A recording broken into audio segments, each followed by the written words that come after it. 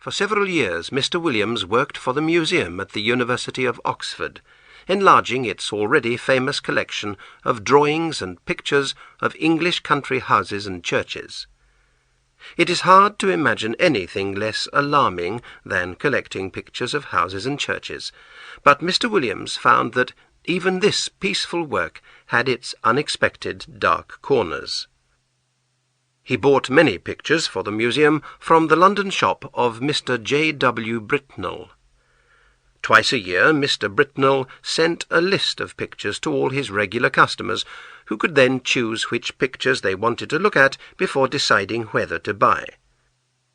In February 1895, Mr. Williams received a list from Mr. Britnell with the following letter. Dear Sir, I think you might be interested in picture number 978 in our list, which I will be happy to send to you if you wish. J. W. Britnell. Mr. Williams turned to number 978 in the list and found the following note. Number 978, artist unknown, picture of an English country house, early 19th century, 25 centimetres by 40 centimetres, £20. It did not sound very interesting, and the price seemed high. However, Mr. Williams added it to the pictures that he asked Mr. Britnell to send to him. The pictures arrived at the museum one Saturday afternoon, just after Mr. Williams had left. They were brought round to his rooms in college so that he could look at them over the weekend. Mr. Williams found them on his table when he and his friend Mr. Binks came in to have tea. Picture number 978 showed the front of quite a large country house. It had 3 rows of windows, with the door in the middle of the bottom row.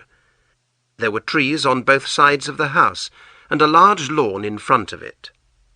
The letters AWF were written in the corner of the picture.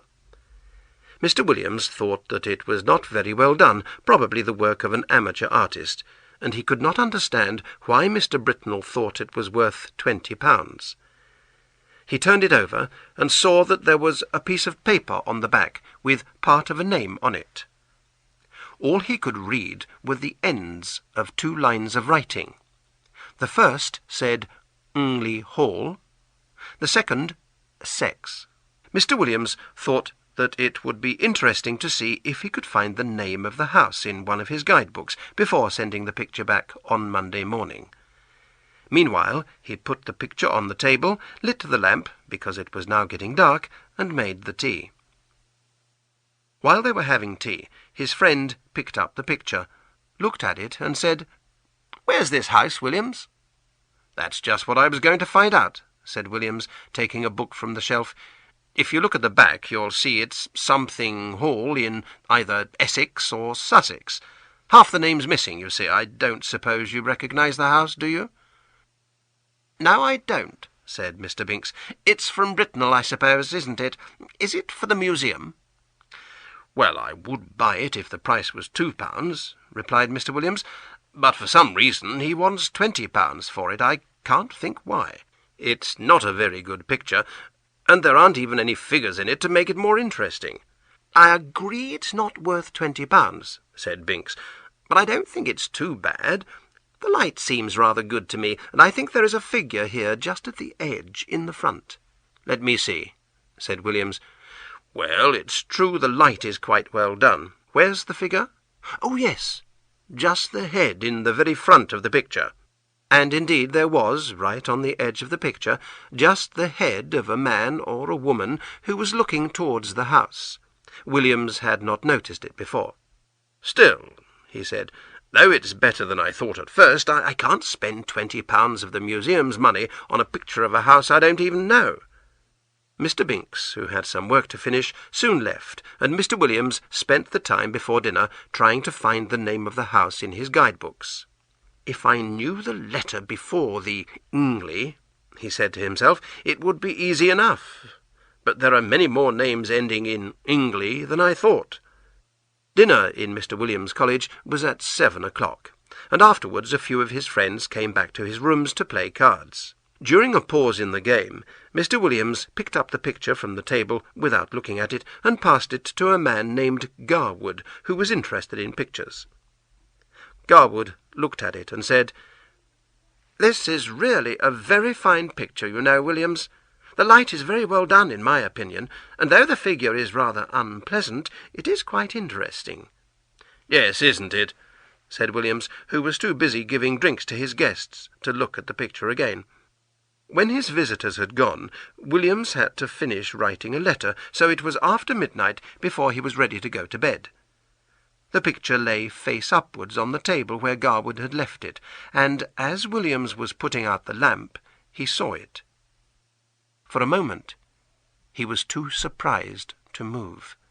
Then he slowly picked up the picture and stared at it in horror.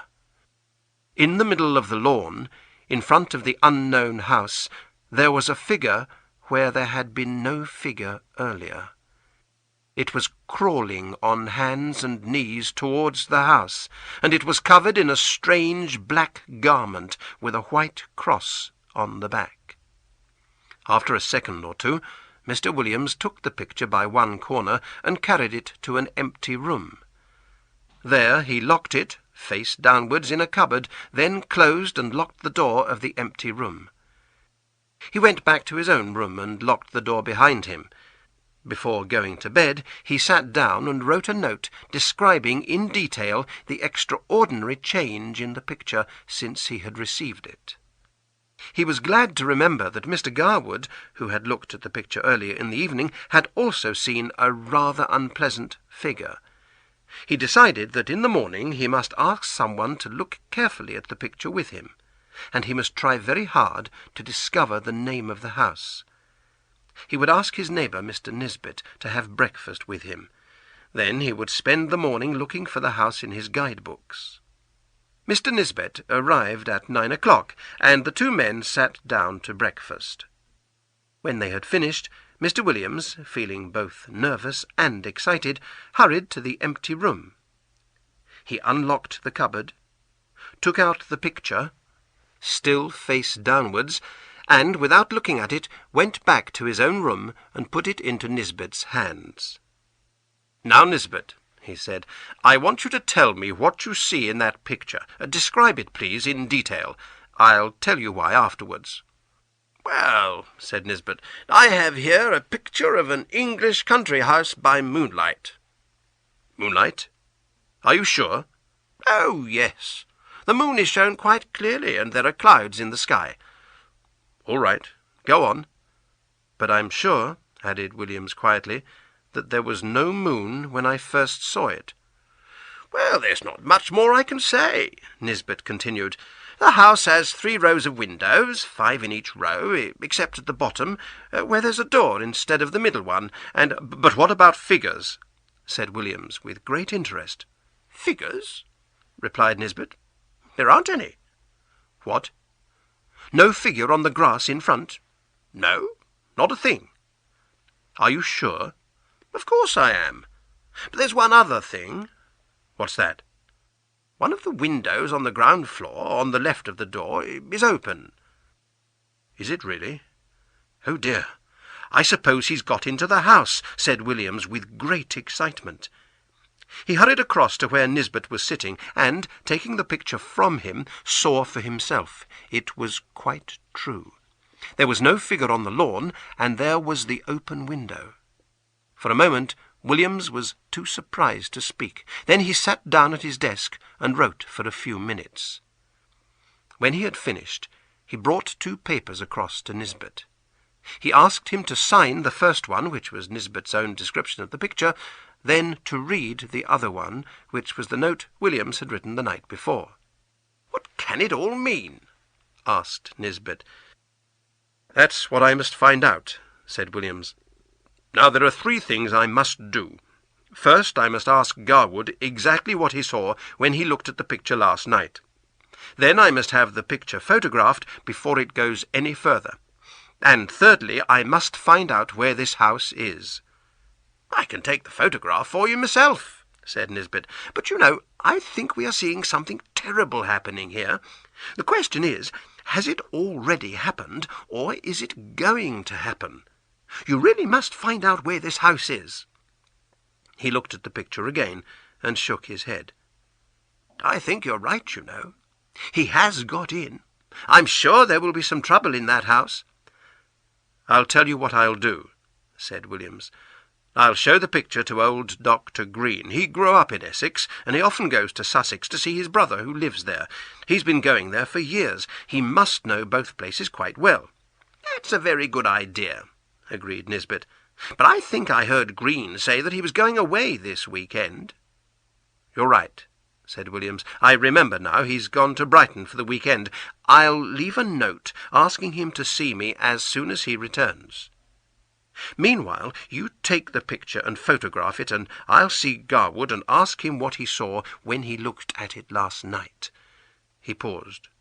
"You know," he added, "I don't think £20 is too much to ask for this picture after all." In a short time, Williams returned to his room, bringing Mr. Garwood with him. Mr. Garwood said that when he had looked at the picture, the figure was just starting to crawl across the lawn. He remembered that it was wearing a black garment with something white on the back. He was not sure if it was a cross. While he was writing this down, Mr. Nisbet returned and said that he had photographed the picture. "What are you going to do now, Williams?" asked Mr. Garwood. "Are you going to sit and watch the picture all day?" "No, I don't think we need to do that," replied Williams. "You see, there has been plenty of time since I looked at it last night for the creature in the picture to finish what he wants to do, but he has only gone into the house. The window is open, and he must still be in there. I think he wants us to see what happens next. Anyway, I don't think the picture will change much during the day. I suggest that we all go for a walk after lunch and come back here for tea. I'll leave the picture on my table and lock the door. My servant has a key and can get in if he wants to, but nobody else can." The others agreed that this was a good plan. They also wanted to avoid talking to anyone about this extraordinary picture, knowing what excitement and argument it would cause. At about 5 o'clock they came back to Mr. Williams' rooms for tea. When they entered the room, they were surprised to find Mr. Filcher, the servant, sitting in Mr. Williams' armchair and staring in horror at the picture on the table. Mr. Filcher had worked in the college for many years and had never before behaved in so unusual a way. He seemed to feel this himself and tried to jump to his feet when the three men came in. "I'm sorry, sir," he said. I didn't mean to sit down." "That's all right, Robert," said Mr. Williams. "I was going to ask you sometime what you thought of that picture." "Well, sir," replied the servant, "of course I don't really understand pictures, but I wouldn't like my little girl to see it. I'm sure it would give her bad dreams. It doesn't seem the right kind of picture to leave lying around. It could frighten anybody, seeing that awful thing carrying off the poor baby. That's what I think, sir. Will you need me any more today, sir?" "Thank you, sir." Filcher left the room, and the three men went at once to look at the picture. There was the house, as before, under the moon and the clouds. But the window that had been open was now shut, and the figure was once more on the lawn, but not crawling this time. Now it was walking with long steps towards the front of the picture. The moon was behind it, and the black material of its garment nearly covered its face. The three men were deeply thankful that they could see no more of the face than a high white forehead and a few long thin hairs. Its legs beneath the garment were horribly thin, and its arms held something which seemed to be a child. Whether dead or living it was not possible to say. The three friends watched the picture until it was time for dinner, but it did not change at all. They hurried back to William's rooms as soon as dinner was finished. The picture was where they had left it, but the figure had gone, and the house was quiet under the moon and the clouds. "Well," said Mr. Williams, "now we really must try to find where this house is." They got out the guidebooks and began to work. It was nearly 2 hours later when Williams suddenly cried, "Ha! This looks like it!" He read aloud from the Guide to Essex that he was holding. "Anningley. Interesting 12th century church containing the tombs of the Francis family, whose home, Anningley Hall, stands just behind the church. The family is now extinct. The last member of the family disappeared very mysteriously in 1802 while still a child. His father, Sir Arthur Francis, a well-known amateur artist, lived quite alone after that until he was found dead in his house 3 years later, after he had just completed a picture of the hall." As Mr. Williams finished reading, there was a knock on the door, and Dr. Green came in. He had just returned from Brighton and had found William's note. He agreed at once that the picture was of Anningley Hall, which was not far from where he had grown up. "Have you any explanation of the figure, Green?" asked Williams.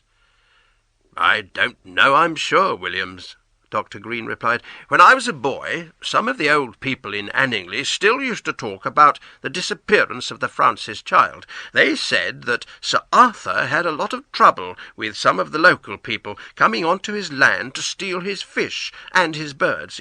He decided to catch them all and have them punished, and one by one he did, until there was only one left. This was a man called Gawdy, whose family had once been rich and important in that part of Essex. In fact, some of them had their tombs in the village church too. However, the family had lost all their land and their money over the years, and Gawdy felt rather bitter about it all.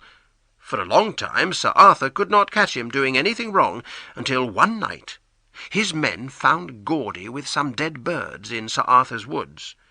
There was a fight, and one of the men was shot. This was just what Sir Arthur needed. The judge was all on his side, of course, and poor Gawdy was hanged a few days later. People thought that some friend of Gawdy's stole Sir Arthur's little boy in revenge to put an end to the Francis family as well. But I should say now that it looks more as if old Gawdy managed the job himself. I don't like to think about it. Let's have a drink, shall we?" The story of the picture was told to a few people. Some believed it and some did not. Mr. Britnell knew nothing about it except that the picture was unusual in some way.